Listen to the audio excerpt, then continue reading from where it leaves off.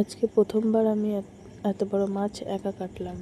মানে এর আগে মা কেটে দেয়, না হয় বাবা কেটে দেয়, কিন্তু এটা আমি কাটতে গিয়ে আজকে আমার হালাত খারাপ হয়ে গেছে।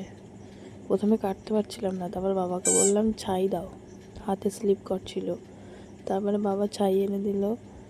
তারপরে আঁশগুলো আস্তে আস্তে ছাড়িয়ে এখন এই যে পিস করে নিচ্ছি।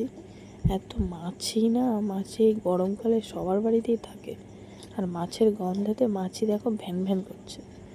আমি বসে আছি রোদ্দুরে, এতটা গরম লাগছিল, ভাবছি কখন কাটা হবে। এখন এই লেজটা কাটতে গিয়ে ভাবছি যে কতটা রাখবো লেজ, মাকে জিজ্ঞেস করে করে কাটছি। আমাদের এখানে অনুষ্ঠান ছিল, সেই জন্য আমি মেহেন্দি করেছি। তোমরা হয়তো ভাবছো যে মেহেন্দিটা কেন রয়েছে হাতে, মেহেন্দি করে কেউ মাছ কাটতে বসে নাকি। আসলে না, এখানে অনুষ্ঠান ছিল, তো সেই জন্য একটা মেলা হয়, ওই জন্য পেটিটায় বার করে এই যে 2 পিস করে নিয়েছি। আর এই মাছটা মাকে বলছিলাম মা ক পিস করবো, মা বললো 4 পিস করে নে, ওটা না হলে ভাজা হবে না ভালো। তো আমি এটা 4 পিস করে নিচ্ছি। আর বটিটা এতটাই মানে কি ধার কম, মানে কাটতেই চাইছিল না, মানে কি বলবো। আর মাথার কানকোগুলো ফেলে দিলাম।